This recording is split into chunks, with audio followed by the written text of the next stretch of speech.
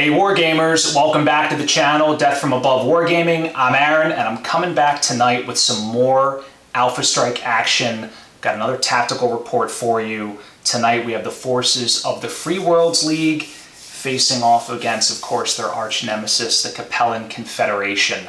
So this is just going to be a raid on the planet of Second Chance. And we're going to be featuring a brand new mission, Battle Lines. Now I know a lot of you guys have seen the Hyperpulse uplinks. You've seen that we've been dropping videos every so often introducing our brand new missions. We have 4 of them and they are up online for you to download, so check those out. So Battle Lines, essentially, there are 5 objectives across the table, and if you control 3 or more of them, you move the entire battle line towards your opponent's deployment zone. So it's a really cool mechanic. And I'll show you how all that works tonight in our mission in this tactical report.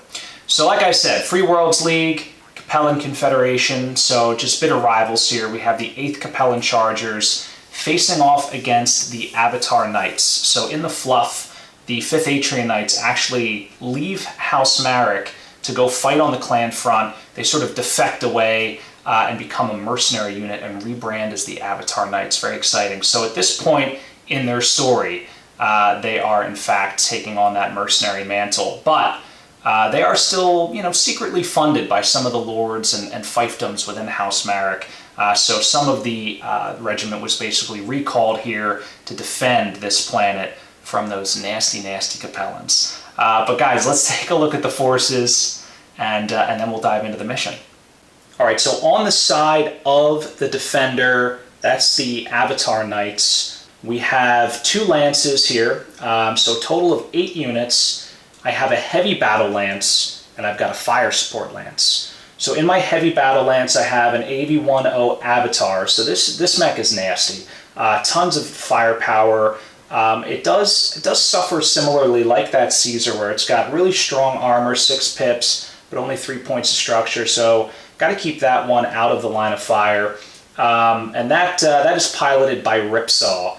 So we have Sweeper in a Wolverine 6R. This is just a classic design. It's low cost, it's tough as nails, and can deliver some decent damage. I have Vegas in her Rifleman 4D.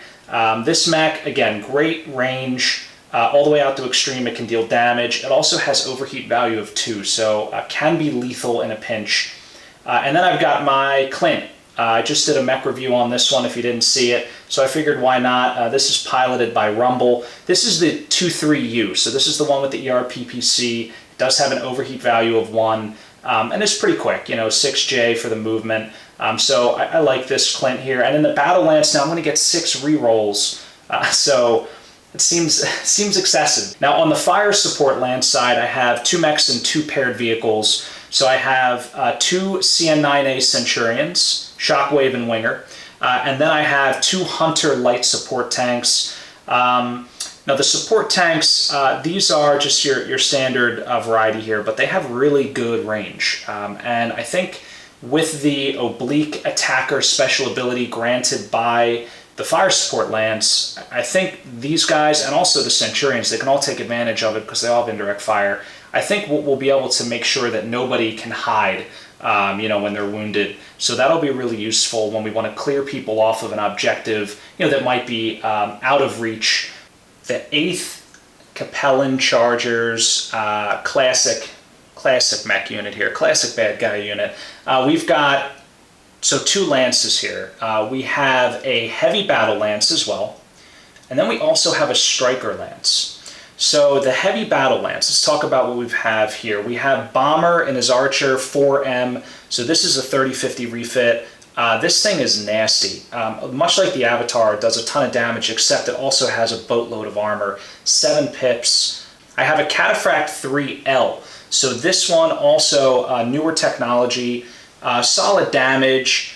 It is a little bit weaker, 6 pips of armor, 3 on the structure, so it suffers similarly to that Avatar. And then I've got a Huron Warrior, so I'm excited about this one. I've actually owned this miniature since I was like 15. When I got like the 3058 book, I think that's the one that has all the sort of color renderings of certain mechs. The Huron Warrior was one of them. I was like, man, I must have it. So here it is, fully painted up. after many years and ready to go. So this is an interesting mech. So this is the R4M variant, which has a little bit more armor, and it costs an extra point, I believe, in Alpha Strike.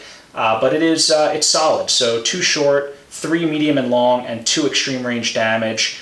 It has 6 pips of armor, which is substantial for its weight class, but only 2 points of structure. So it can take a pounding. It won't suffer a lot from critical hits, because once you're internal, this thing's pretty much dead. And then lastly, the trusty Vindicator 3L. Much like that Wolverine, this thing is just sort of a bread and butter mech. It's pretty tough, it's cheap, and it does some solid damage. On the Striker Lance, I've got a pair of Jenners and a pair of Savannah Masters. So in the Jenners, I got Chaser and Snare. These are Jenner JR7Ds, so low cost. Actually, this entire Lance skill level 4 here, important to note. But with that ability, they have the Speed Demon ability. It actually bumps their movement up by 1, and when they sprint, it bumps it up by 2. Now remember, I'm using a 1-to-1 conversion, so by the rules it says +2, +4, but keep that in mind. Still, that extra inch is going to be, I think, really key when I want to get these guys to those objectives early in the game. So I'm going to try to get them out, score an early lead. We'll see how that goes. All right, guys, so there you have it. We went over the mission briefly, we went over the fluff, we went over the units. We're ready to dive in. So stick around, guys. Your next tactical report coming right up.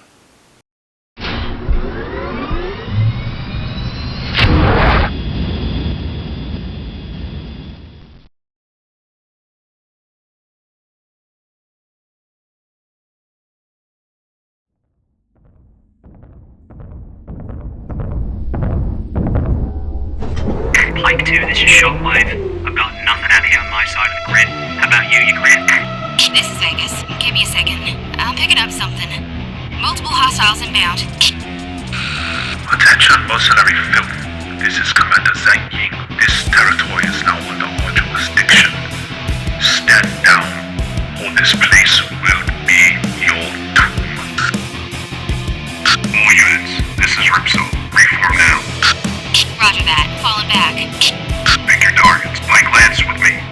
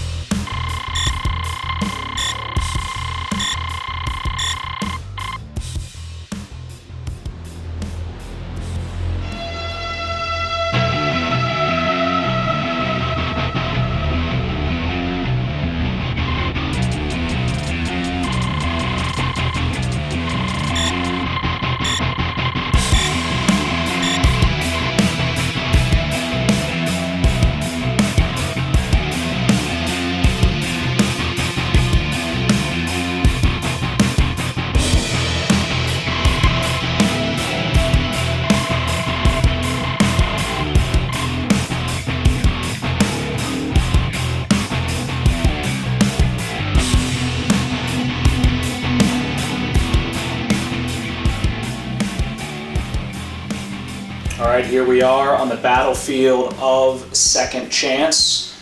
The Avatar Knights about to deploy. I rolled off the Avatar Knights 1.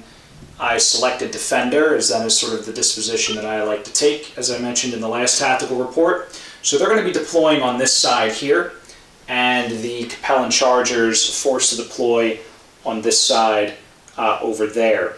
Now, what's going to happen here is we're going to move these units on. I elected, for expediency, to use the optional rule of moving entire lances at a time. I want to see how that goes. Since I'm using the formation rules, I figured that made sense to me.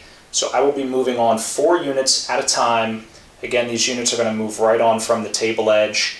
We'll start with 1 entire lance, go to the other side of the table, move an entire lance, and then so on and so forth until all units have been moved. There is no concept of cohesion like there is in Warhammer with squads. I mean, even though these units are part of a formation, they can basically be anywhere they need to be on the board. So guys, stay tuned. We'll be right back. All right, Wargamers, it's turn 1, and we're going to get this thing started. So as you can see, the battle line is deployed per the mission rules. You start by placing 1 objective dead center and then 9 inches to either side. So there are a total of 5 objectives here on the map. The 5th one up here behind these solar panels up here. So the Avatar Knights, they basically decided that they were going to be the defender after winning the roll-off. And so what I need to do is pick one of the 2 lances, either the heavy battle lance or the fire support lance, and move them onto the table. So what I'm going to do is I'm going to choose my heavy battle lance because I know that they're going to go right up the gut here. My goal actually is to control the center 3 objectives and use my fire support lance basically to keep those under control. I want to try to force the battle right up the middle. So here we go. I'm going to sprint with everybody, starting with that avatar. And again, I do want to keep that avatar a little bit protected here. So the Wolverine moves 8. It's going to take a little bit of a lead position. I'm going to keep this Clint. I'm going to keep the Clint a little bit out here on the flank. And then what I want to do is deploy the rifleman up here on the hill. So all of these mechs are going to be sprinting. I don't really need to mark their TMM right now because I don't think anyone's going to be in range quite yet. But we'll move to the other side of the table and we'll be right back. All right, so we're back on the Capellan side. I'm going to choose to move the Striker Lance first. So that's the 2 Jenners and the Savannah Masters. Now remember, these Savannah Masters can actually move 20 inches on the ground. So that's with a sprint. And actually with the Speed Demon rule, they get 22 inches. So I could move 11, and I could be contesting right out of the gate. And I'm frankly not afraid of getting shot right now because these things with our house sprint rules are going to have a TMM of 5. So I'm gonna, I might be regretting that, but that is what's gonna happen there. Meanwhile, I'm gonna have the Jenners go for these flanked, these 2 flank objectives. So remember, the Jenner sprints 11. I'm going to get 13 with my special ability, my Speed Demon special ability. So I'd have to go up 1, 2 levels here, 3 if I really wanted to get crazy. So I could actually start them on level 1 here. I may have to bring these Jenners in frame because they're way up on the top of this hill. Basically the way the terrain is set up is there are 2 large hills, Central Valley and then another hill here. So it's sort of this little desert valley pocked with orbital bombardment craters. I digress. So that's what we're going to do with our Jenners here. They're going to get a TMM of 4. They have sprinted. They got pretty far, which is exciting. Moving on to the other side of the table. There we go. Now that Jenner's in frame. So sorry about that, but there he is all the way up there. You can see him up there on that mountaintop. So you should be able to see both ends of the battlefield now. So moving on back to the Atrean Knights, or should I say the Avatar Knights, they are going to be moving onto the field with their fire support lance. So what do I want to do here? Well, I definitely want to control this center. That's sort of my strategy here. I can let those two side objectives go. What I could do is, I think I want to deploy them here in this area because then I'll have line of sight to take out anything that tries to hit that flank. I may just ignore this flank entirely. So the hunters, if the hunters just rumble in on a standard move, I could potentially get some early shots on that Jenner. Now these hunters are actually new models. Very excited to get these things on the field. So there's the hunters. And then for the centurions, I think I want to move them. I will sprint. I think I'm going to just put them adjacent to this avatar here. So the Avatar Knights, they're very closely clustered up. Definitely looks like they're making a push for the center. So I'm going to back up these Savannah Masters, and what I want to try to do is pick my poison on the center 3 and have solid control of those two outside objectives. Basically, the Archer and Hazard and the Huron Warrior here on opposite sides of the field. So I'm going to put the Huron Warrior here. I want to move the Archer in here, and I want to do that because I want to maximize my opportunity with line of fire. Both of these guys have sprinted at this point. And then I think what I'll do is I'll back up the Huron Warrior with the Cataphract, and then so I have to spend 1 to go up here with the Vindicator to get over that rough terrain. I'll put the Vindicator right about there. So basically the Vindicator paired with the Archer. So this way the Archer can provide supporting fire to basically any of these objectives, and then similarly the Huron Warrior and the Cataphract combined can support that one. We'll see how that goes. Actually shooting turn 1 looks like it's coming up. Those hunters, I think they might have a beat on that Jenner. We'll see. Turn 1, shots can be fired already. Now, courtesy of the Speed Demon rule, the math works out, guys. So only one hunter, though, is actually in range. The other one just outside, I guess, you know, because of the angle of the line. So this is a skill 4. This is a skill 4. The Jenner moved 4, and it is extreme range. So I need a 12. Seems unlikely. Weirder things have happened, but not this time. Moving on to turn 2. All right, Wargamers, welcome back. It is turn 2. Not much has happened here. Just some shots fired innocuously into the blowing sand. But the 8th Capellan Chargers won the initiative. That means these Avatar Knights do need to make the first move. I'm going to choose to move the Command Lance, or the Heavy Battle Lance. I might have called it a Command Lance last turn, but the Heavy Battle Lance is what I mean here. These guys. So we're going to start with this Clint. What I want to do with the Clint is I want to tuck it into some cover. I'm not worried about that Jenner, remember, because its range sucks. So I just want to get him here. That'll give me a little bit of cover, hopefully, from any incoming fire. And that is just a standard move. So no sprinting. The Rifleman. See, the difficult thing with this mission is you want to give your mechs the opportunity to shoot, but you also want to get to the objectives as quickly as possible. But I'm going to do a standard move there. The Avatar, so this thing is a beast. Does 3 points at long range. Move the Avatar to here. Also, I should point out this is a magnetized Avatar, so very cool. I'm going to twist the torso that way. And then lastly, I'm going to run this Wolverine. I'm going to sprint it right up to here. Okay, so that's what we got going on. This Wolverine's going to claim a +3 TMM.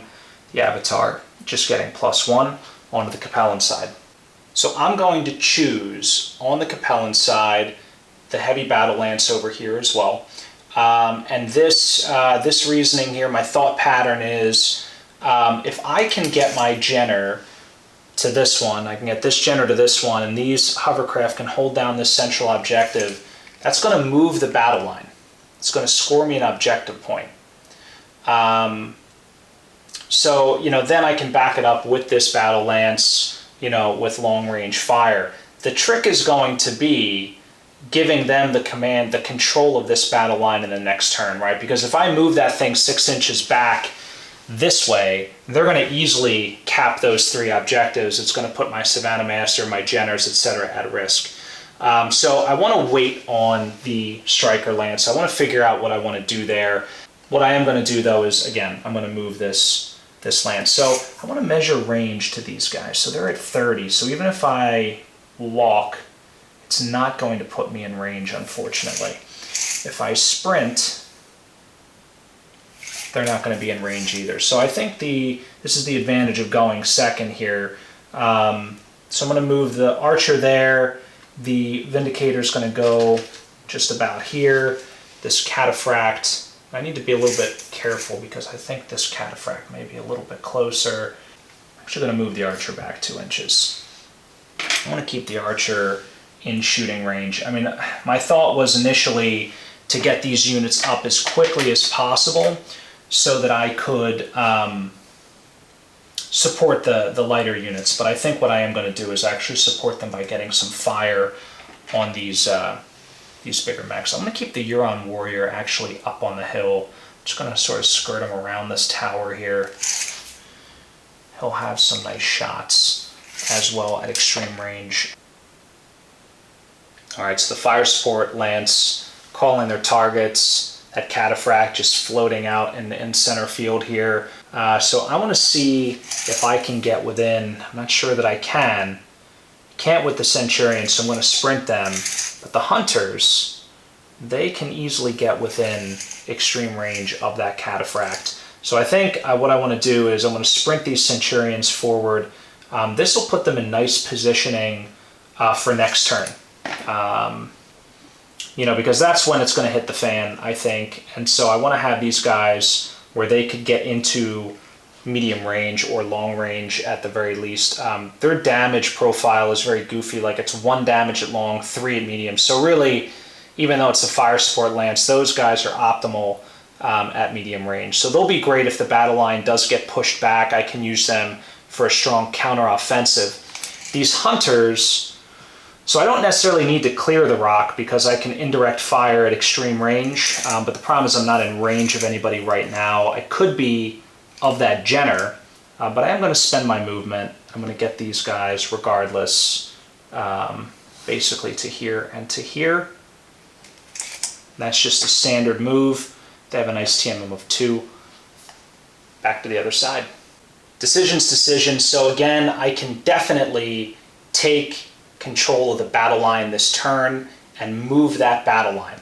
So the question is, if do I want to do that? Because if I do that again, what's going to happen is it's going to move 6 inches back, and then the Avatar Knights will be able to pretty handedly control that, overrun those objectives the following turn. But at least I have the point on the board, even if it gives them 1, and it keeps the battle, puts them on their heels.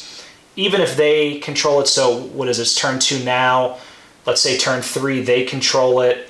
Turn 4, it's back here. My battle lance will be well in the fight by then. So I think that what I am going to do is use my Striker Lance to take control of these objectives. So remember, we have a nice 13-inch move, very sweet. I'm going to move 1 Jenner here. I'm going to move 1 Jenner here.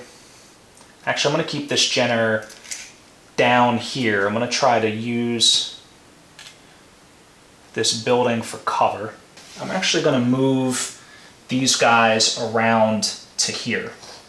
So what this is going to do is I have 1 Savannah Master, 2 that are in range, not that it matters, as long as 1 is in range. They're both in cover behind these, the rock and then the building respectively, and they're out of that sort of central gauntlet. So that will give me control of 1, 2, 3 objectives. The Capellans will score an objective point, assuming nothing gets destroyed. One of those Jenners may come under fire, miracles happen. Guys, we'll see Turn 2 shooting, coming right up. Turn 2 shooting, the Avatar Knights, having lost initiative, do need to shoot first here. So I thought about my shots, again looking at that cataphract, also looking at this Jenner here on the flank.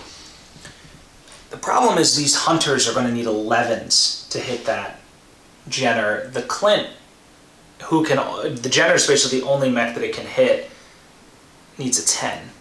The Avatar, the Rifleman, both can hit that Jenner as well, but would need 10s and 11s as well, you know, due to the range and everything else.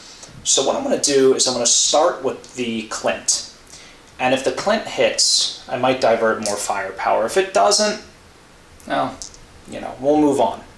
So the Clint does 1 point of damage at long range.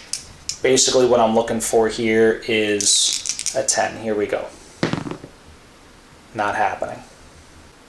Got 2 Hunter tanks at extreme range, granting them the oblique attacker special ability courtesy of the Fire Lance, spotted for by one of these Centurions there. So with the oblique attacker, when you have a spotter, basically there's no penalty for indirect fire. It's a -1, you know, basically. And as read, I mean, guys, correct me if I'm wrong, later it says this replaces all penalties, but then the way it reads for if you have a spotter, it doesn't seem like it does. So I'm assuming that it just nets out and there's no penalty, no bonus, nothing like that for the oblique attacker when you're indirect firing with a spotter. So basically what I'm looking at is just a standard attack here. It's going to be at extreme range. I need 4, 8, 9s. Here we go. First Hunter.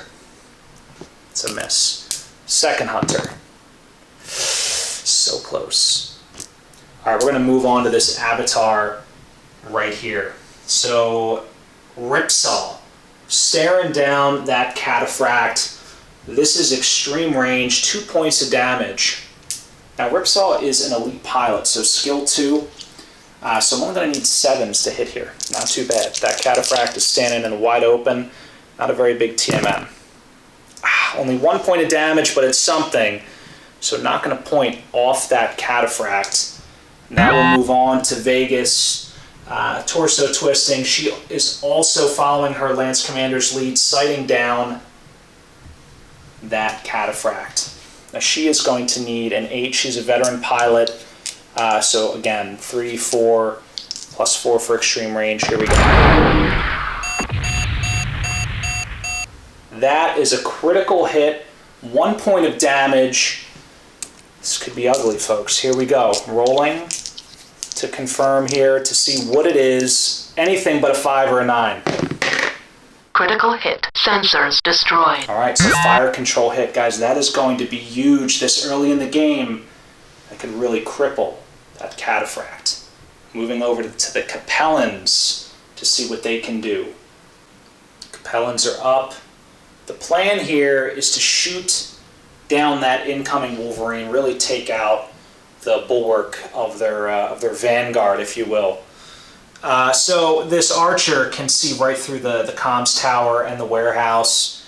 It does 3 points of damage at extreme range, so I'm thinking that I'm going to open up with that mech. Now, courtesy of the TMM on the Wolverine, they're not going to be easy shots. Also, my Capellans are all skill 3. They're all veterans. I didn't select any elite pilots, trying to stay true to the fluff of this unit. So the Huron Warrior, the Cataphract, the Archer, all going to need 10s to hit. So we're going to be chain firing with the Archer. That means instead of rolling them all up together, I'm just going to roll them one at a time. I get 3 shots. Here we go. No. No. No, that stinks. Now, admittedly, I considered having both of these guys switch off to that Clint, but the Cataphract still is going to need a 10 because that Clint just behind too much cover there. 50% of the model covered and only 33% required by Alpha Strike law to grant cover. So I'm going to go for that Wolverine again. I need a 10, only 1 point of damage available on this Cataphract at this range. He gets it. All right, so 1 point of damage, not bad on that Wolverine. Moving on to the Huron Warrior, we'll just scoot right into that. So the Huron Warrior, very clear line of sight here, no cover. Does 2 points of damage at extreme range. Also going to need 10, so we're going to chain fire these one at a time. Gets it, 2 points on the Wolverine. Oh, so close. So just 2 points of damage on that Wolverine. Not bad, but considering that Cataphract took a fire control hit, ouch. Vegas cashing in. So moving on to turn 3 here. Capellans do score 1 objective point. They will trigger the move the line. So all 5 of these objectives will be moved forward 6 inches right at the end of this turn before anybody moves in turn 3. But other than that, guys, we are all cleared up and we are ready to move in to turn 3. Here we are, turn 3. The score, Capellans 1, Free Worlds League 0. So luckily the Free Worlds League did win initiative, which is a boon considering, you know, they're sort of pressed right now, right? You can see the whole objective line moved. If this thing moves 1-2 more times, they will lose the game automatically. So I'm going to choose the Battle Lance to move, and I will tell you that I expect very much so to be using that lucky special ability this round because I'll be at closer range. Now the Cataphract is a little crippled. It's got a +2 to hit. I don't think it's going to be hitting anything unless it's at medium or short range. So the first thing I'm going to do is sprint this mech to the middle, fully expecting next turn this objective's coming back to here and I can make an easy walk move and be in short range of any targets. So we're going to do that. I'm going to jump the Vindicator here. I'm going to mark them up. This Archer I do want to keep at a walk so that I can open up, you know, and I have good line of sight to the bulk of the enemy units there. I really don't care if this thing takes damage because it is a tank. And then lastly, this Huron Warrior. What I want to do is start bringing my Battle Lance together. I don't want this thing out on its own, so I'm going to spend the 1 to go down the hill and move it right to here. Now the trick here is I need to be able to control 3 objectives to move that battle line back in the opposite direction. It's not something I have to do, and I'm debating on whether or not I even want to do it because it'll give me an extra turn to draw them in. I think I can win a long-range fight against them. I could draw their Jenners in and their Savannah Masters in a little bit further, but I'm afraid that if I don't try to cap this turn, what's going to happen is they'll freely grab it with that Strike Lance again, 1, 2, and then the units in the middle, and this thing is going to be back here and I'm going to be in real trouble. The Clint is the only one that can get to this objective. That is absolutely going to be contested by the Jenner. I will win on the overrun special rule because the Clint is size 2, the Jenner is size 1. So there is a special rule that where if multiple units are contesting an objective, you basically break it down by size and the team with the most size value would win. I think in that regard, I'm going to move my Fire Support Lance first because all the variability is in my Battle Lance. I don't know what I want to do with them. I want to wait until their Strike Lance moves to make those decisions. So the first thing I'm going to do, and you might think I'm crazy, is I'm going to plant these Hunter light tanks. I need fire on those enemy mechs, on that Op4. I have to take something down. These things are skill 4. They have a real hard time hitting just about anything. So hopefully that stationary bonus, the -1 to gunnery, will really help.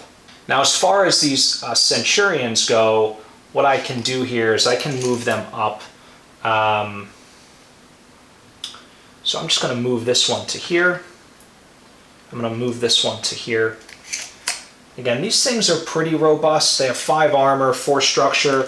I'm not terribly concerned about them getting blown out of the water. I mean, they can't take a ton of damage, but you know, they're not sort of the, you know, the paper mech that in Classic, because again, the ammo hits don't happen as much in Alpha Strike, which is, I think, great because on the tabletop in Classic, the Centurion's like a walking bomb, at least stock in the CN9A. All right, so I should point out on the other side of the table before we get into the Capellan Strike Lance movement, I'm supposed to nominate at the beginning of the turn 50% of my lance to get that oblique attacker rule. It's going to be the Hunter light tanks again. I'm almost always going to nominate them unless I say otherwise, because they have such a lower profile. They're probably going to have a harder time with cover, and they're going to need that indirect fire bonus. Similarly, on the strike land side, on the first turn I didn't explicitly say it, but it was the 2 Jenners and one of the Savannah Masters. Same deal on the second turn. They got that speed demon roll. I can only nominate 75%. So the question is, do I try to suicide these Savannah Masters and try to win this early by pushing this back, or at least tying up the enemies long enough? Again, shooting the Savannah Masters is not easy. They're going to get a +5, so I'm going to just zip them in. If anything moves to engage them, I want to have some line of sight. I'm wondering if that's even going to matter. Let me get down to the table eye view here. I don't know, guys. Well, while I'm thinking about that, I am going to move these Jenners. This one's going to get to go here. If I can blow that lance off, remember, we've only got so far 1 mech on this objective here. So if I can even knock that Centurion off, I'm sensing a little bit of victory. And in fact, maybe I'll get saucy here. I can move 8 inches with the speed demon roll. That would get me to here. I'd be within 3 inches of this objective and within shooting range of that Centurion. I really like that. So I think that's what we're going to do here. So he gets his TMM of 3. The guy up top is going to get a TMM of 4, and he sprinted. Now what to do with the Savannah Masters? I think what I am going to do is I'm going to move them around this way, and I'll put them in this little gully here, and maybe that'll give me a little bit of cover. So that should be good. So I'm going to sprint them, give them that +5, that juicy +5 TMM. Hopefully keep them out of the way of most of the lance. I'll tell you, I feel real good about this move, because if I can peel one of those Centurions off, I don't know, it's going to be difficult. I actually don't know if the Avatar Knights can control enough of these objectives. We'll see. Back to the other side of the table for the final movement. All right, so this Wolverine may be my saving grace with that great movement that he has. So Sweeper is 10 inches from this objective. So I can move 8, 7 if I spend 1 to go uphill and get over this rock. That would put me here, so that I would be squarely within. So I think I want to do this to start. And that's a sprint move. He's not going to be able to shoot, but at least now I'm contesting. And that's a tie. So when there's a tie on overrun, nobody gets it. So at least no one is going to get that objective. So I guess the Clint is going to run up here. Again, 9 inches away, so I can make a standard move. I can actually make a jump move of 6 to here, which I like because it puts me at medium range to the Jenner, and it bumps that TMM up to 3. So now I'm rethinking where I'm going to be shooting. I really need to worry about those Savannah Masters. Of course, though, if I take this Jenner out, then no one's gonna contest. Sorry, no one's going to have majority control. What stinks is this Avatar can't get in unless I sprint, and I really don't want to sprint with the Avatar. I could sprint with Vegas. She could get in. I think that's what maybe that's what we'll do here. So she gets a 5-inch move to here. What we're going to do is we're going to march this. I should have sprinted that other Centurion. I don't think I was thinking. We're going to march the Avatar up here, and we're ready to go. So that's movement. That is it. So this is going to be a pivotal turn, I feel like. Turn 3 shooting, guys, coming right up. Capellans are up first. We're going to start with this Jenner. I'll go over the firing strategy here and the thought pattern behind it. Basically, this Battle Lance has 2 options. Either they can try to support this Jenner and peeling this Centurion off the objective, or if the Jenner fails miserably, they can maybe turn their attention to this Rifleman. The Rifleman not in range of the Jenner, but is in range of everybody else on the Battle Lance. So we're going to start with the Jenner. It needs 7s to hit, which is actually pretty reasonable. We're going to group fire. Here we go. Ouch. All right, so that is 3 points of damage to that Centurion. Armor's still holding, but that is a big chunk out of that mech.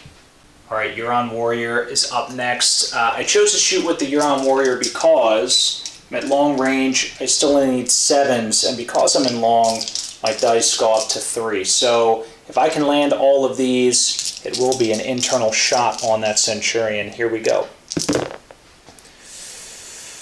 Oh man, that hurts. So I am going to spend a point of lucky. Here we go, looking for 7s, re-rolling for the Warrior. That's what I'm talking about. So that's 3 more points of damage to the Centurion. How lucky is that? Cheesy, right? Looking for a critical hit. Anything but a 5 or a 9. Critical hit destroyed. All right, so that is going to be an MP hit on the Centurion. Doesn't put it out of commission. It's not enforced withdrawal yet, but I think we're going to be turning the eyes of that archer against that Centurion. We'll see what we can do. So in thinking about it, that Vindicator needs 9s to hit the Centurion. If I can land 1 or 2 of these shots, it actually will put the Centurion in forced withdrawal, and then I can dump that archer's fire into something more meaningful. So we're going to aim for that Centurion with the Vindicator. So tower in the Vindicator, looking for 9s. No. Second shot. Just missed. I'm not going to spend a lucky point to re-roll that. We are going to move right into the archer. Now the archer needs 8s because there is some cover there. There's a tall bit of that crater that's blocking about 1/3 of the mech. Here we go. All right, now that's, do I re-roll? Does 1 point of damage. It's what we needed, so I think it's going to stay. So that Centurion getting battered is now in forced withdrawal. Let's not forget though, critical hit as well. Another MP hit. So that Centurion's not really going anywhere. Really feeling the pain. On to the Avatar Knights. Avatar Knights are up. Winger. Smoke pouring out of his Centurion, forced to fall back, calling in for support from his fellow fire support mates. He is going to be firing at the Jenner, just torso twisting, unloading. We've got autocannons, missiles, and lasers flying in. Now these Centurions, as I mentioned earlier, do a nice 3 points of damage at this range. So he is going to need 8s to hit, and I'm going for it. Group fire, here we go. Not bad, so that's 2 points of damage. Now that Jenner only has 2 points of armor, so it is currently stripped. So we're going to move right into Shockwave. That's the other Centurion firing down on Snare there in his Jenner. Same deal, needs 8s. Oh God! I wish I had lucky on this lance, but I do not. So unfortunately, that's a whiff. Got 2 Hunter light tanks. This guy's also sighting down that Jenner. Now 1 point of damage actually puts this mech in forced withdrawal. I was looking at the rules, and actually it says if you're reduced to half of your starting structure, rounded up. So for mechs, for example, the Jenner that have 3 points of structure, you only need to knock down 1 point, if I am not mistaken, and that'll put it in withdrawal. So these Hunters, they do 2 points of damage here. They also need 8s. Now they're a little bit worse on the skill side, but they're stationary. Here we go. Do I want to chain fire? Maybe I'll chain fire, guys. Statistics. It's awful. Good thing I did. All right, the second Hunter. Doing the same thing. There it is. So not only will that put that Jenner in withdrawal, but we also get a very delicious critical hit. Now, I need 2d6 here. I'm going to roll this up. So that is a 9. That is no critical hit at all. And then the final shot from that second Hunter, that's a miss. But the job is done. Some of the LRMs sail in, damaging the internal structure of that Jenner, putting that pilot in withdrawal. That's a good thing. So I had to think about what I wanted to do with this Clint. The Jenner, Cataphract, I don't know. I could try to put the Jenner out of its misery. The Clint does 2 points of damage and can overheat. Not a bad deal. but I would need 10s to hit. And conversely, I need 10s to hit that cataphract. And that's because of the jumping penalty. I needed to use that to make sure I could get within range without sprinting. So either way, it's just sort of a Hail Mary shot. I do think what I'm going to do is go for the cataphract. So I need 10s. I do have lucky, but I'm not going to burn it. I'm going to chain fire. Miss. Almost. All right, so the Clint misses midair, letting that PPC sail. Now the Avatar, Ripsaw, also just staring down this cataphract, does 3 points of damage at this range, which is pretty juicy. So I'm going to try to see if I can put some hurt on this thing. I'm not opposed to using one of my luck points this round, but you know, keeping them sort of close to the vest and saving them for later in the game might not be a bad thing anyway, especially as these mechs get a little bit closer. But we'll see. What do I need? All right, I just need 7s here. Here we go. Got them all. All right, so that cataphract gets blasted. 3 points of damage, but the armor does in fact hold up. No critical hit there. The Jenner enforced withdrawal. The Centurion enforced withdrawal. That means that the Capellans hold 1, but just 1. This is contested. That is in the control of the Avatar Knights, and then that outside objective in control of the Avatar Knights, but neither team currently holding 3. So nobody has a majority, nobody scores. That means the Capellans hold on to a narrow victory right now, 1 objective point to nothing. Turn 4 coming right up. All right, Wargamers, it's turn 4. The Avatar Knights rolled Snake Eyes on initiative here, so they're going to have to make the first move. I'm going to save that Battle Lance for last, so I am going to move the Fire Support Lance. Now, a little bit of a interesting thing here. Per the force withdrawal rules, I need to sprint with this Centurion, because he does have to make a full inch move at least back. And because I have to spend to go up, I'm going to need to basically sprint to here. So that stinks. Also, his TMM is nothing. And that's what we're going to do with that mech. I'm probably going to just use him for spotting. I do need to keep control of this. So what I'm going to do is I can move this Hunter to here. So I think I will try to keep this one in close support, but he won't be able to contest. And then I'm going to move this Centurion over to here for now. So that's going to be the Fire Support Lance move. Basically get a couple of different units on that objective. These Hunters can at least harass that Jenner or provide indirect fire. Again, these two are going to be the ones with that oblique attacker ability, so I can indirect fire with no penalty as long as somebody is spotting for them. All right, so this is sort of an interesting play here. I definitely can control this top objective here. That will mostly go uncontested. The problem is I have nothing now on this side. Now I could zip one of my Savannah Masters across. I don't think it'll get there, but I could at least begin to pressure that side. Or what I can do is keep them here and try to take that Wolverine out if none of the other enemy mechs stay on it. So I think what I want to do is actually move my Battle Lance forward first and leave my Striker Lance for last. I'm going to move the Huron Warrior up here. Going to move the Vindicator to here. And going to move the Archer forward to here. This should give this Lance pretty good line of sight. I'm still sitting on 6 luck points, which is really good.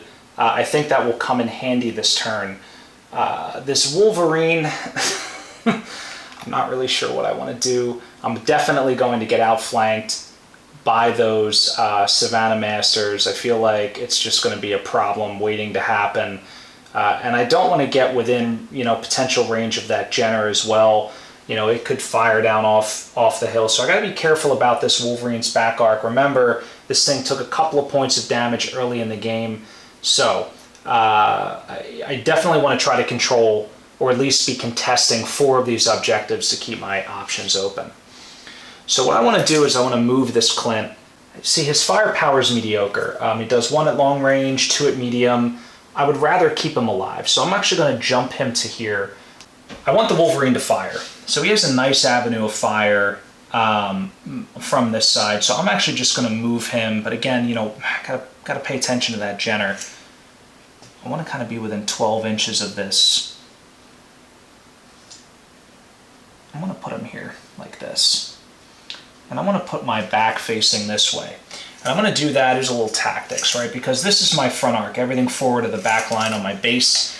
If those Savannah Masters want to get rear arc shots, they're basically going to have to come into here, which, in fact, I'm going to back this guy up a little bit, which basically would almost put them in base-to-base contact, which may even negate the shot. So that could be useful. And then I'll move the Rifleman and the Avatar up as well, just a walk move here. See what we can do with them.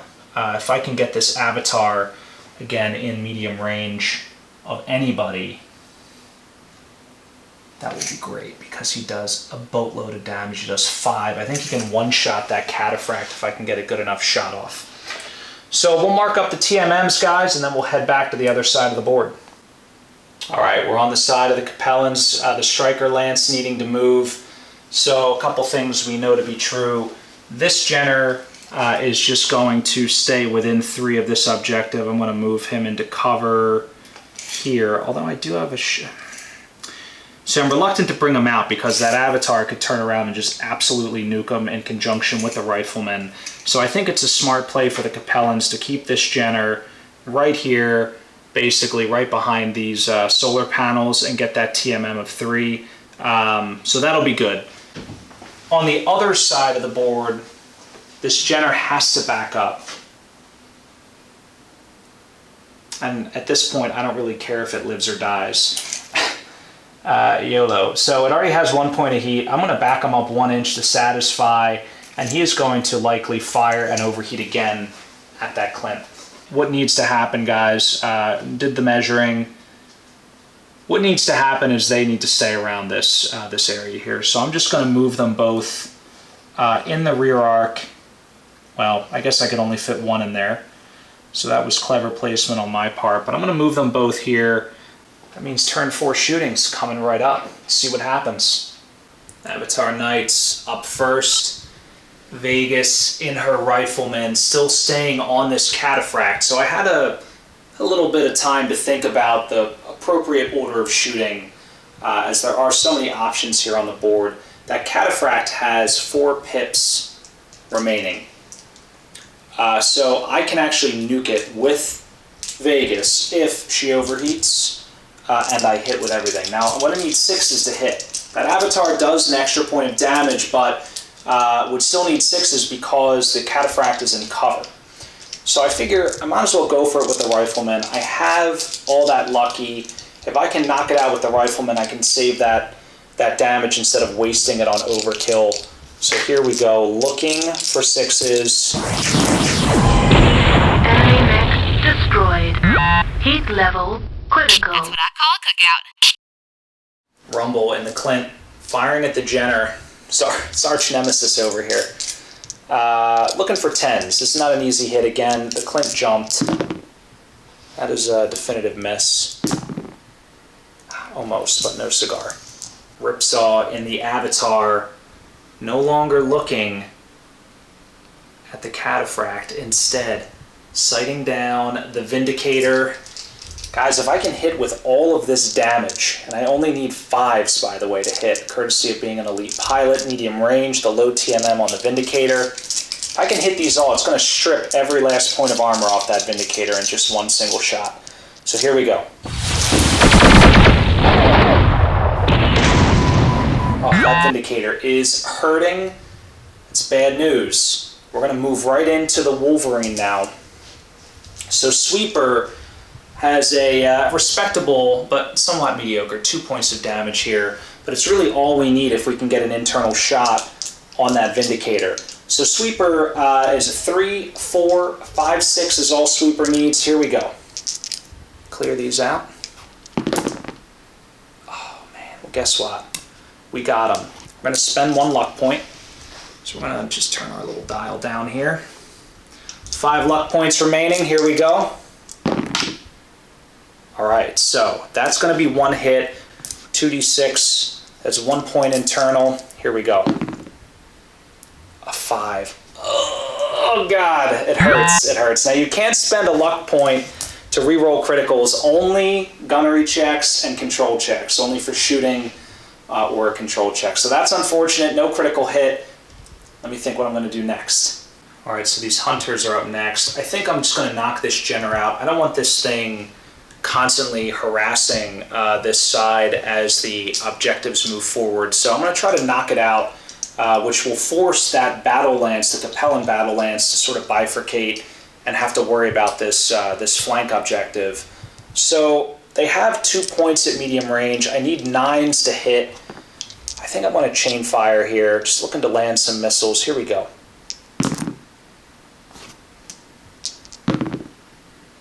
Nothing. Second hunter. Oh, man, you gotta be kidding me. There it is. All right, so that's another point of damage on that Jenner and also a critical hit. Rolling that up. A 6. So a 6 is a weapon hit, which is useful. And then, of course, we get the standard critical roll because it was an internal shot as well. 10, so fire control. So very, very helpful. So now this Jenner is down a point of damage and is looking at a +2 mod to shoot starting on turn 5. All right, last move here. Shockwave in the functional Centurion. Thought about the Jenner, thought about the Vindicator, thought about the Jenner again. I think the Jenner's pretty crippled. It's going to have +2 to hit. Again, down to 1 point of damage at medium range, enforced withdrawal, 1 point of structure. I'm not too concerned about it. So I think what I'm going to do is instead, I'm going to try to generate a critical hit on that Vindicator. Now, I only have 1 point of damage at this range, but I only need a 7 to hit. So I'm hoping for, I say only a 7. Here we go. Unbelievable. I knew it. I knew it when it came out of my mouth when I said only. Well, guys, that is the end of the shooting for the Atrean Knights. We're going to be going across to the other side of the table. The Capellans, the Chargers, get to retaliate. All right, the Capellans, they've hatched a nefarious plan here. Essentially, what's going to happen is we've got this battle lance, with the exception of the Huron warrior. They're all going to be sighting down Ripsaw in the avatar there. Going to see if they can take it out. The Huron warrior is planning on shooting the Clint along with the Jenner. I want to try to peel that mech, or at least put it in force withdrawal, get it off of that objective. The rest of these objectives in the central area here are going to be very tough to do anything about. So we'll see. Now, if we can kill the Clint, if we can kill that Clint, then the Atrean Knights, or I should say the Avatar Knights, do not get majority control. So it's going to be interesting here. So we're going to start actually with this central 3, with this battle lance. Now the Cataphract does have a fire control hit, so he's at medium range. So it's normally a +2. Now it's +4. Gunnery 3. We're already at a 7. 8 for the Avatar is TMM. So we're looking for 8s. Here we go.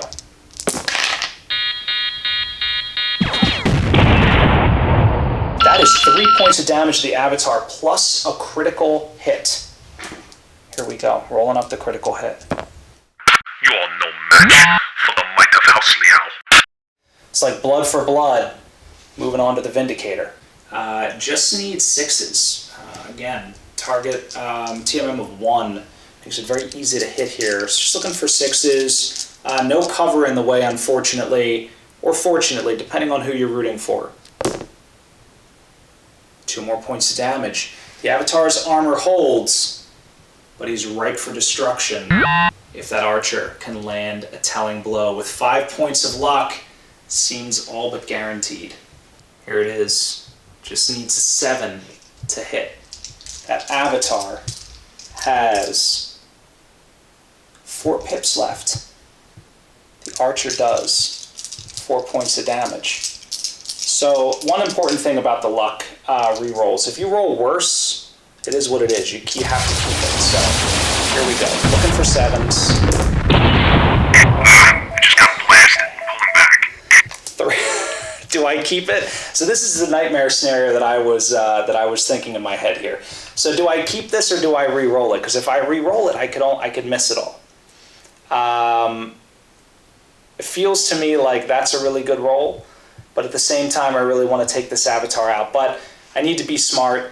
3 points, going to knock him down to 1 point of structure. He'll be in forced withdrawal, plus we get a critical hit. So I'm going to keep it. 3 points of damage, and the critical hit is a 10. So that's another fire control hit. That avatar is basically just useless now. That hurts, guys. That hurts. All right, moving on to the Huron Warrior and the Jenner. Can they do the job on the left flank?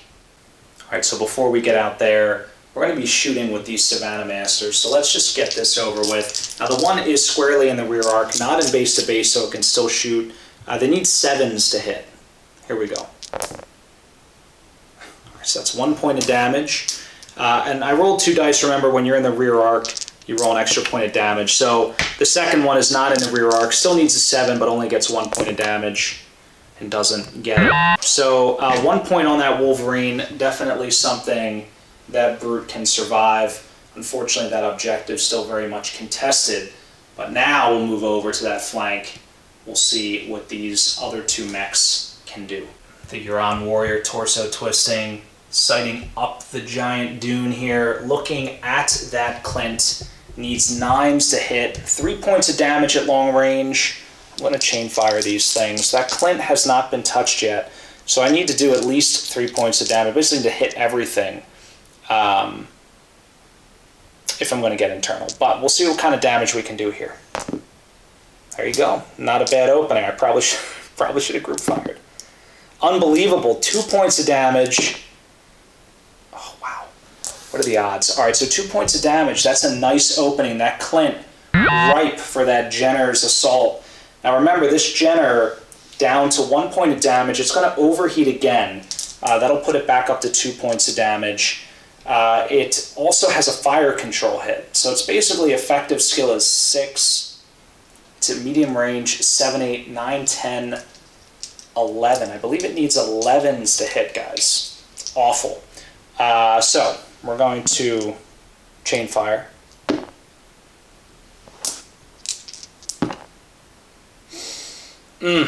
Okay, so no damage. The Clint still stands. That means the Atrean Knights, guys, are going to score the majority. So they have the objective there with the Rifleman and the Avatar. Even though the Avatar's in withdrawal, the Rifleman still has it.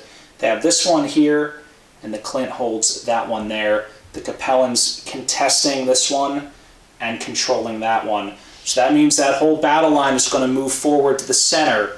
But now we've got a very damaged Vindicator, a destroyed Cataphract. I don't know. We'll see. This is getting bloody. Turn 5 coming right up.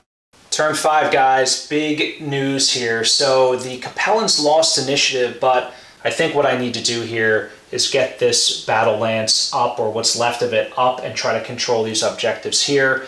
I think what I'm going to do is actually move the Vindicator here and bring the Savannah Masters, when it's their turn, to here as well, to overwhelm that Wolverine. But I'm going to try to bait it in with the Vindicator. I'm going to leave the Jenner up there when I move the Strike Lance. I think this whole flank is a wash. So I'll try to move basically and control these 3 objectives. So I'm going to try to collapse these 2 mechs to this central one. So we're going to start here with the Battle Lance. Vindicator's up first. I want to try to keep him out of harm's way. So I'm going to use this building here cleverly. And I'm going to position him here so that he can still see that Wolverine when it comes around the corner, but won't get nuked by everybody else. So the archer can still do a walk move and be within contesting range of that objective. So he's not really crossing any major hills here. So we're just going to do that. keep the archer there. Now this Huron warrior is going to have to spend a movement point, so we're going to get him to like there. And we'll mark these guys up and head over to the other side of the table. So although the Avatar got hit pretty hard and that Wolverine took a point of damage, I need to keep the Clint alive. If I can do that and keep him out here, we'll be in great shape.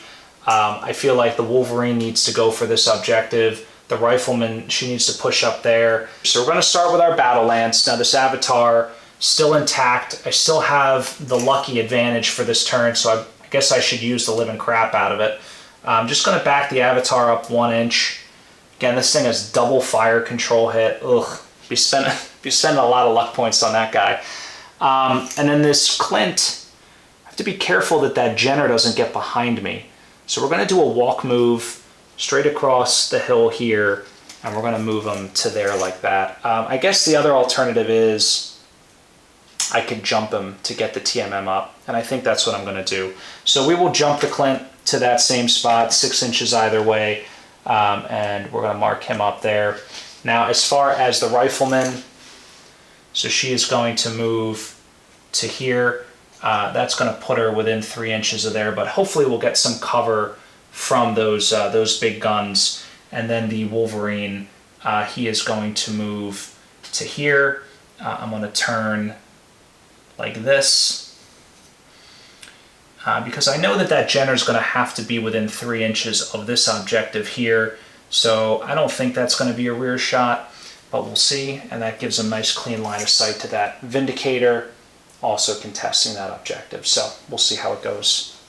All right, so now the Striker Lance, I will give the Speed Demon ability, to these 3 guys, as I had said earlier. And basically what I'm going to do with the Jenner is just back him up just that 1 inch and turn him to face that Clint. I guess I really don't need to turn him. This other mech here, I have to stay contesting this. I don't think there's a way I can stay within 3 and get a shot off, but I am going to move him in between these solar panels so I can actually see. I guess I can get a rear shot here. So that's where I'm going to move with this Jenner. And then as far as the Savannah Masters go, so they have that Speed Demon ability. They will get the 2 extra inches. So that's exactly what we're going to do here, is we're going to put them here, and maybe I'll get lucky and I can get that battle line moved. So that's not a sprint, it's just a standard move. They will be able to shoot that Centurion or the Rifleman, depending. Okay, so I still need to move the Fire Lance over here.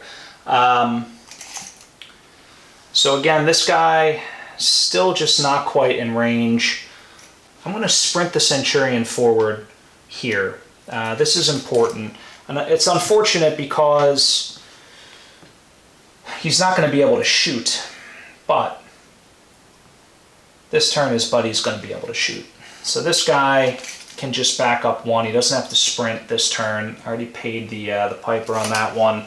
So he can just back up 1. He gets no TMM, and at least he can fire some missiles off or something at long range and contribute to the fight. I'm not sure that I am in medium range of these Savannah Masters too, so you never know, I could get lucky there.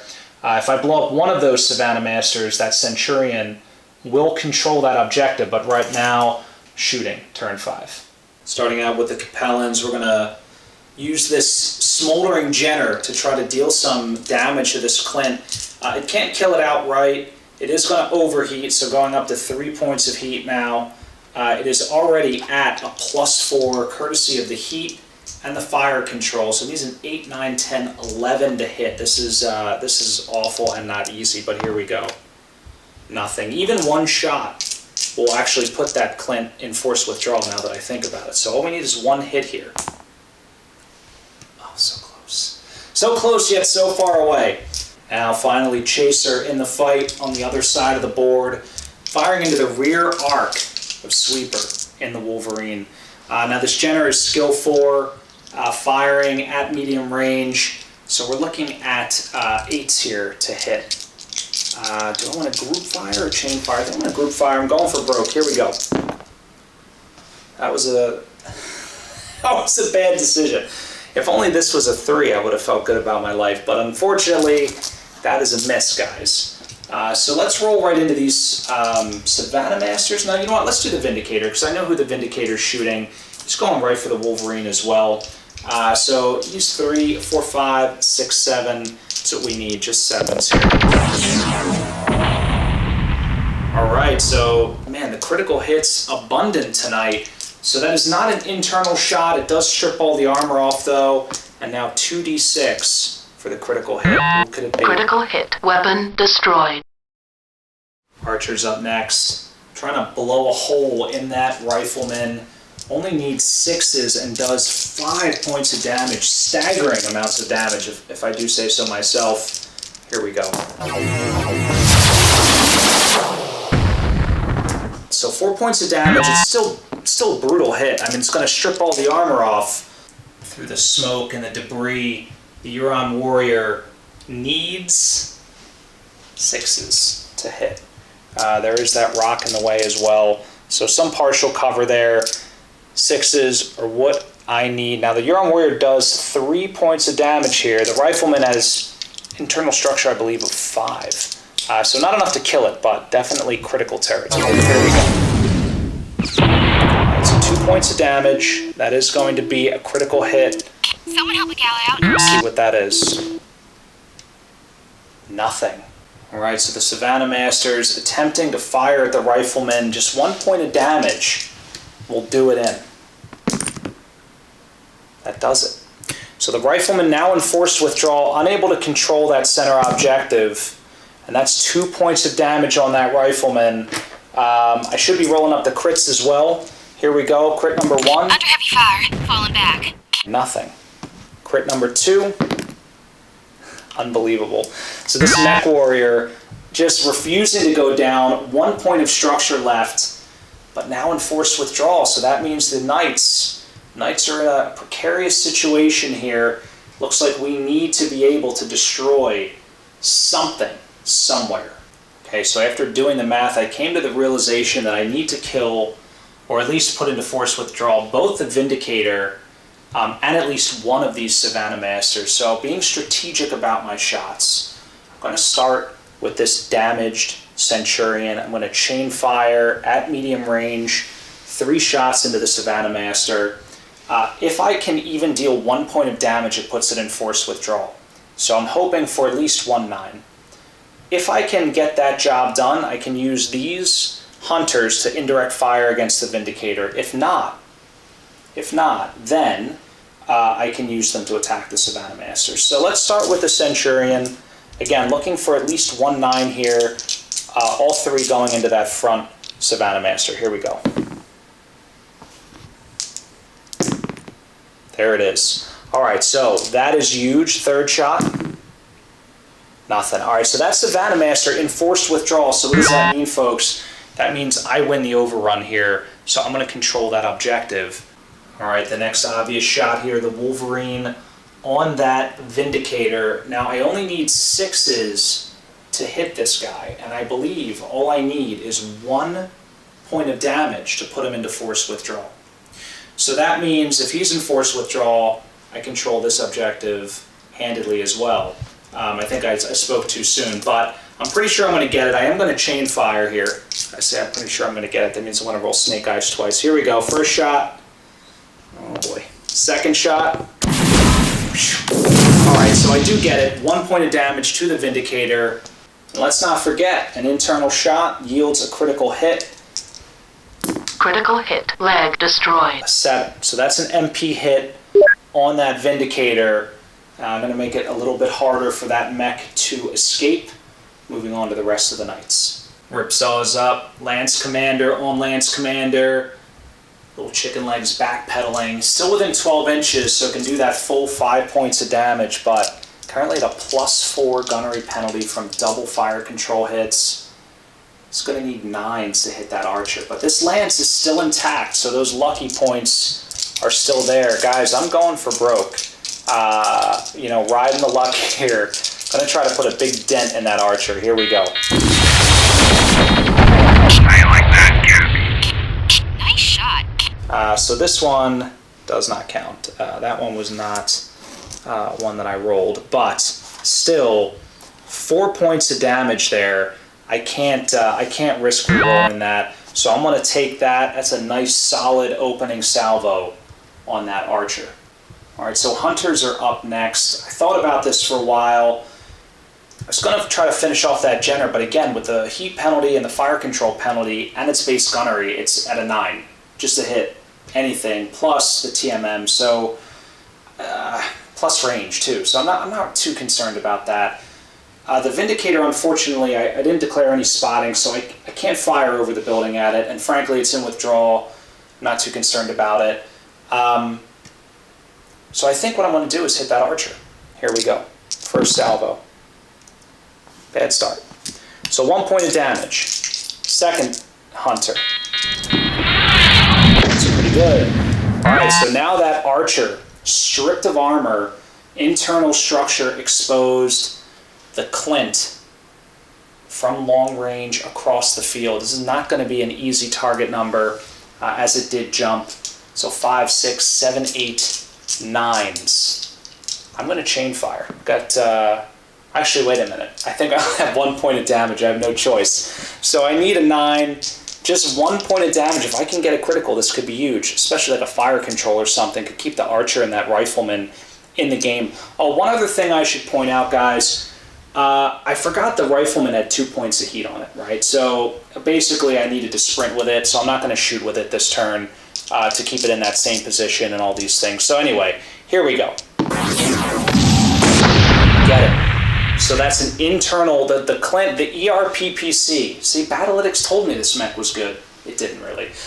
So internal shot, here we go. Critical hit. Critical what do I get? hit. Sensor. So that is a lucky shot.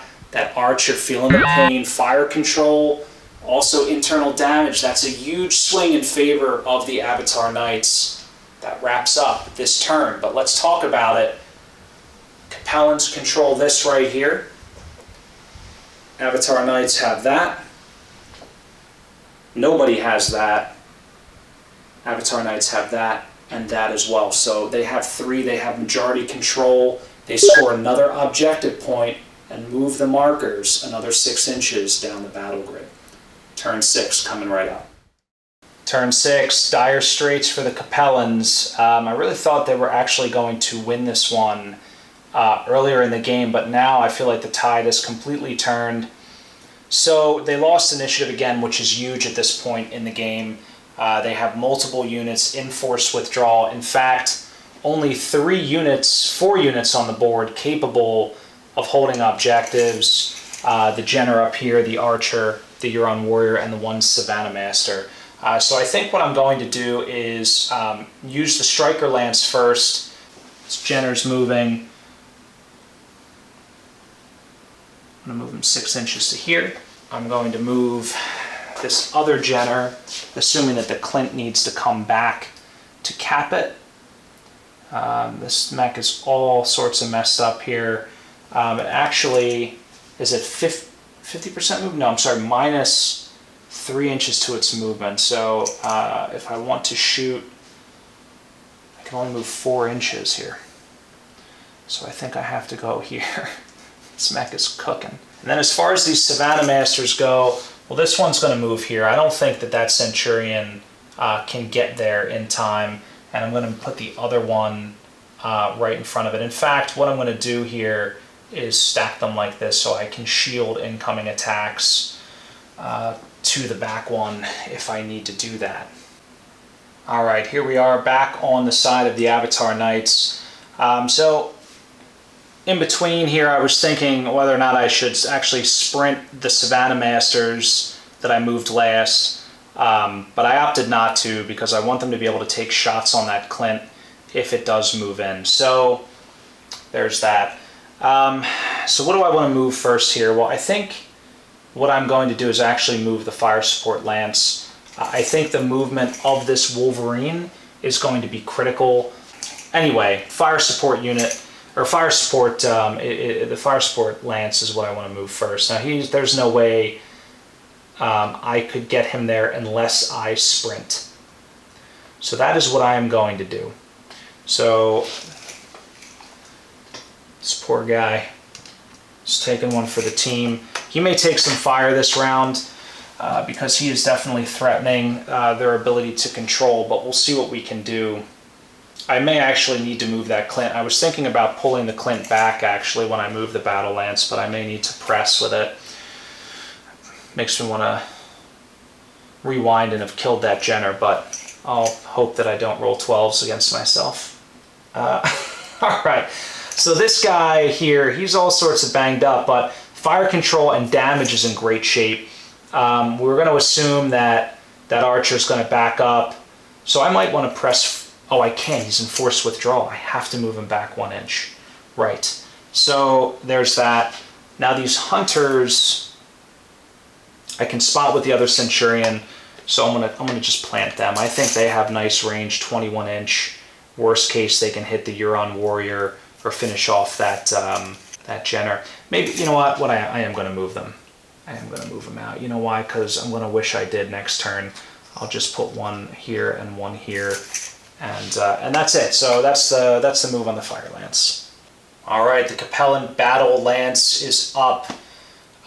So I came to the realization that the only way I can move the archer here is by sprinting. And if I sprint him, obviously I don't get to shoot. And if I don't get to shoot, why the hell did I pay all these points for this this fancy archer? So I think what I'm going to do is actually keep him stationary. That's maybe a suicide move, but this is sort of exactly what it is a suicide move. I'll hold this objective down. Anywhere I move, they're going to be able to hit. So I'm just going to hold it down and mitigate that fire control penalty and pray to God. This Vindicator is just going to back up 1 inch. And so he actually gets no TMM because of the motive hit. And then this Huron Warrior, so I have two options. I can move it here to back up this archer, so if the archer goes down, I still have this one. Or I can move it here and take this objective from the Centurion. But I'll be honest with you, I feel like one lucky shot against this Savannah Master and that whole plan kind of goes down the toilet. So I'm going to actually move the Huron Warrior to here and hopefully get some fire on some of these Marik heavies. Maybe that Wolverine actually. It looks like I have a decent avenue of fire around there. So we'll see. Off to the other side of the table. Back on the side of the Knights here. Options are somewhat limited. I have 2 of 4 mechs in forced withdrawal. Now the Avatar, unfortunately, really not much he can do. Does have to move 1 inch back.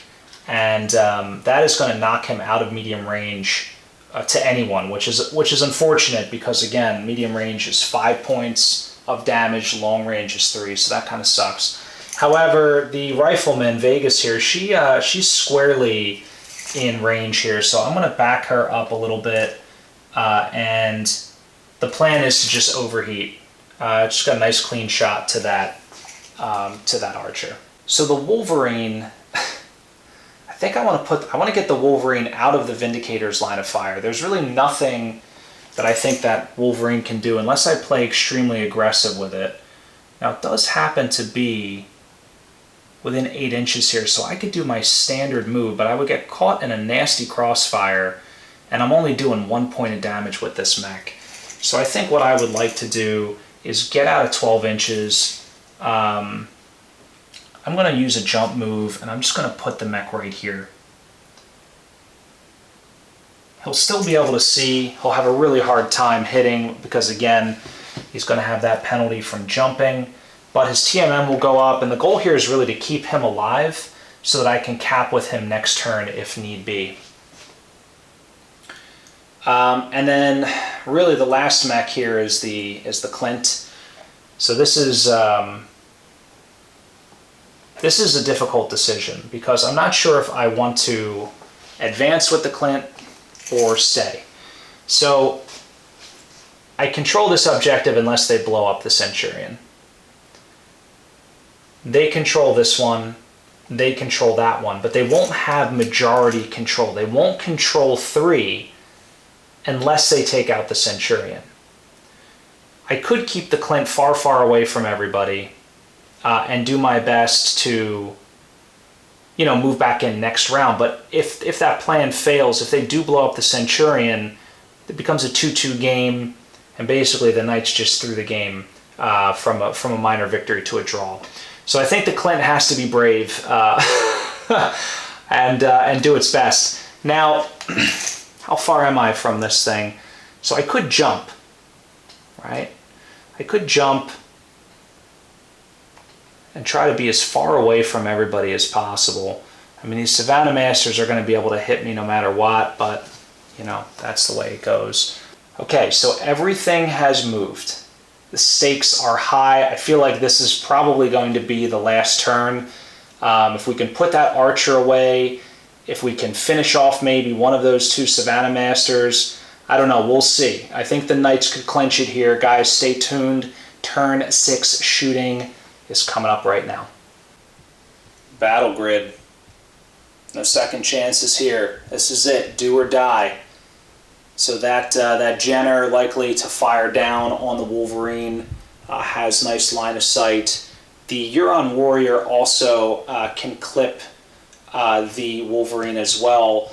The Archer is going to shoot at that Centurion in the central field there. And these Savannah Masters are going to try to knock this Clint into forced withdrawal. So we're going to start there. They need 9s to hit. That's a terrifyingly low number for a skill 4 pilot, but such is life here. Very close. Medium laser across the nose. Second Savannah Master. That is definitive miss. The Clint survives. That's big. That objective is big, guys. All right, so I forgot that Jenner is not in range. I just measured it, and he's outside of 12, so no shots for the Jenner. That was an intentional move. I just blanked on it. So we're going to move into the Archer. Archer torso twisting, firing at this Centurion. 5 points of damage here. Only needs 8s because of that fire control hit. Would have been 6s. Here we go, looking for 8s. Warning, sensors disabled. So that's 3 points of damage. That's substantial, but again, not going to be enough. Last up is the Huron Warrior. I don't think the Vindicator has line of sight to anybody, but I will double check that. All right, so this Vindicator can take a desperation shot at that lead hunter. I need 8s at long range. Here we go. So it gets it. So 1 point of damage to that lead hunter. I do need to check for a motive hit here. Look at that. So that vehicle is completely immobilized. That is problematic. The Huron Warrior thought about it. Could have shot the Centurion. Could shoot the Wolverine. I mean, I wanted to delete that Centurion, but 3 points of damage. It's going to go internal, but it's not going to do it. Only 1 point into the structure. Whereas if I land all 3 on the Wolverine, I could put it in withdrawal. It's a tougher number, though. I need 9s to hit that Wolverine. It's got to be all or nothing. Here we go. And it is nothing, folks. This is the Capellans going out with a whimper here. The Knights, can they finish their nemesis? This battlefield is a wreck. Smoldering mechs everywhere, but as I look at the damage cards here, only 1 mech destroyed. I think I'm focusing on putting units in forced withdrawal so that they cannot cap. And that's what I'm going to continue to do here. So I sat for about 5 or 10 minutes trying to figure out what my order of operations was going to be, and I am going to start with this avatar against his arch nemesis, still backing up, still at 1 structure. I probably should have split fired and finished him off, but these are the mistakes you make, folks. So what I need to do here is nail 7s. I'm 3 points of damage at long range. If I can hit them all, that archer goes into forced withdrawal. Here we go. Look at that. That is juicy. So that archer's now in forced withdrawal. That opens up lots of options for me. As we survey from the other side of the battlefield, we do need to make a critical hit check as well. 7, so that's an MP hit. Leg actuator damaged, hip frozen, archer not in great shape. All right, so here we are after the avatar just blew open the internal structure on that archer. And we've got our sights set on that Huron warrior. What I can do is I can have that rifleman overheat and deal 4 points of damage at medium range. I would need 7s to hit. 4 points is not going to put the Huron warrior in withdrawal, but what it will do is leave it open to other attacks. I would only need 3 more points of damage on that mech from the hunters or the centurion or even the Clint over there. Here we go. Hell yeah. So that is going to be a full house, 4 points of damage to that Huron warrior. All right, the hunters are up. Got their eye on that Huron warrior. They need 9s to hit. I'm just going to chain fire these. I get 4 shots, 2 per tank. So here we go.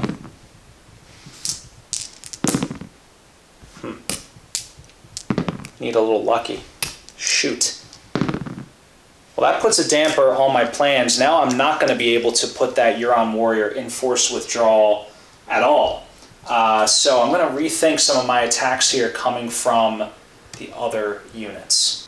Well, maybe there's hope, actually. I would need to hit with the Wolverine, the Clint, and the Centurion. So we'll start with the Wolverine. Needs a 9 as well. Ugly numbers. Unbelievable. Okay, so the Centurion is instead, I think I'm going to fire on that archer. So I think I just need a 6. That's it. Not bad. 1 point of damage. Alright, so I get that, so that's pretty good. 1 more point on that archer. Rolling for a critical hit. Please give me something good. An 8. So an 8 is a weapon hit. I'll take it. So the archer dealing with a fire control hit. Weapon destroyed, onto the Clint. Alright, so I thought long and hard about this. That Jenner is going to be cooling off next round as it did not shoot. So I think I'm going to just finish it off. I don't know if it's going to go to turn 7. We'll see. But regardless, I want to try to finish this thing off. So basically I'm working with a 7. I'm working with a 9 actually because of the jump jets. So I'm gonna just chain fire these. I only need 1 point of damage to put this thing out of its misery. So close. There it is. Alright, so that Jenner is toast. It's a solid kill. And that wraps up, I believe everybody has shot here on the side of the Atrean Knights. Capellans not looking so good. So basically let's talk about points. Well, the Atrean Knights control this.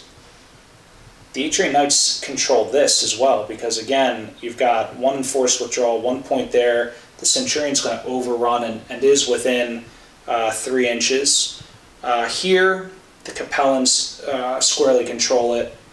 Nobody controls that. Capellans control that. So basically, 2 to the Capellans, 2 to the Knights. It's a draw, so the score stays at 2 for the Knights, 1 for the Chargers.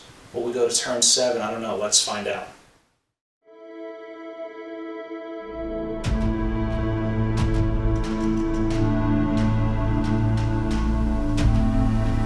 Here we are. It's the end of the battle. The raid is over. The Capellans turning tail and retreating.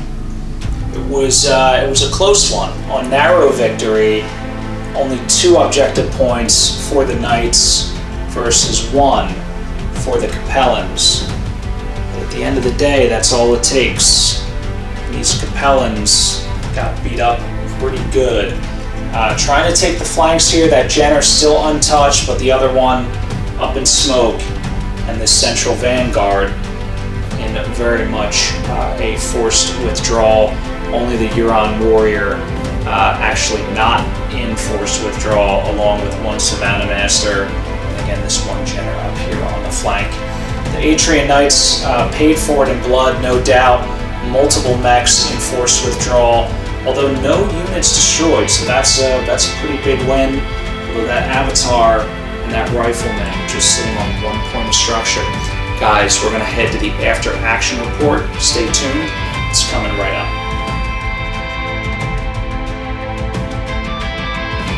Looks like those boys have had enough. We did it! Way to keep your cool, guys. Excellent work.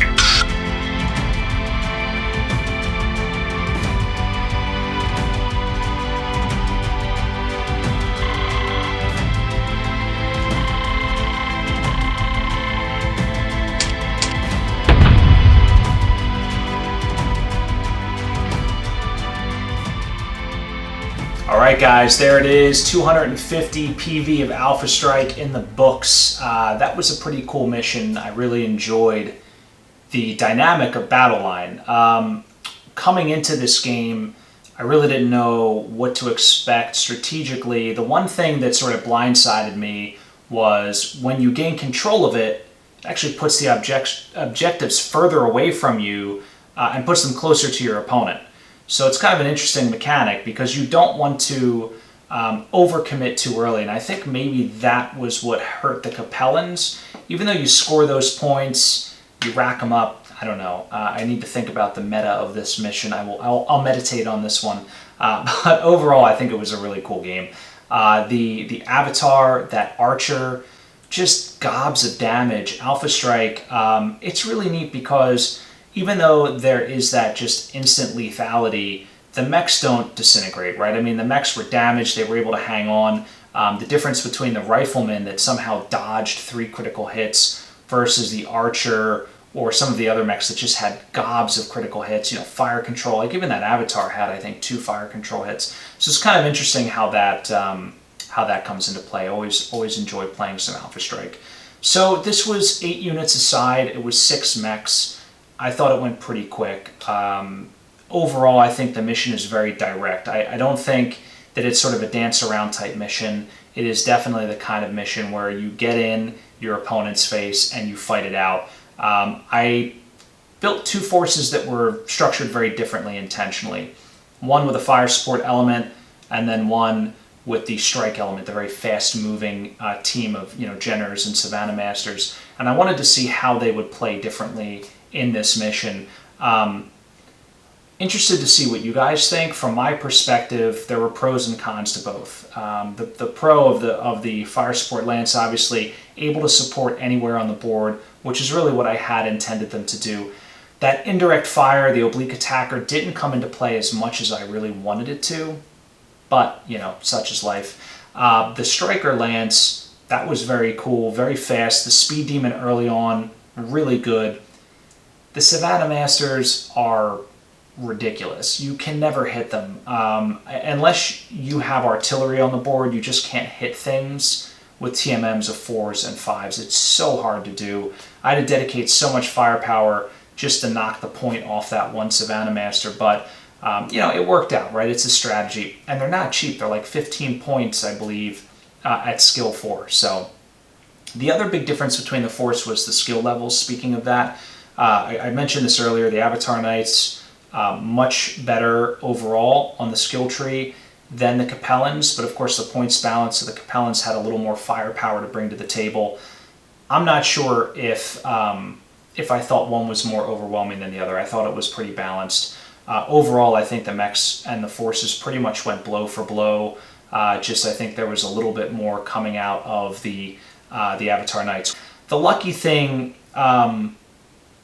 so again, I went to the internet. The older edition does explicitly say you can only spend 1 luck point per roll. So you re-roll a shot, you're done, like whether it's better or worse. So that balances it out a little bit, but 6 points is a lot. Like if you bring 4 mechs into a firing arc and you have an enemy in a kill box and you get 4 re-rolls on 4 different mechs, like still seems a little overpowered. But honestly, I think with both teams having that ability, it wasn't too broken. Very interested for you guys that play Alpha Strike regularly, if you house rule that lucky ability, how you do it, or if you find that it just works out as is. I didn't see it being overly powered in this particular game, but I can imagine some situations where it would be. Anyway, that's that. Guys, I hope you enjoyed this game. I hope maybe you learned a couple of tricks or tips or, gave you something to chew on. Otherwise, I hope you just enjoyed watching it. Don't forget to check us out on Instagram, on Facebook, and subscribe right here on YouTube. It's very important. Helps out the channel a whole bunch. And, guys, hope you enjoyed all our new voiceovers. I hired a professional voice actress since I cannot impersonate a female. Shocking, I know. So did that. More awesome DFA soundtrack embedded in this video for your listening pleasure as well, so I hope you enjoyed those. But other than that, guys, thanks as always for watching, and stay tuned. Always great stuff coming from Death from Above Wargaming. Have a great night.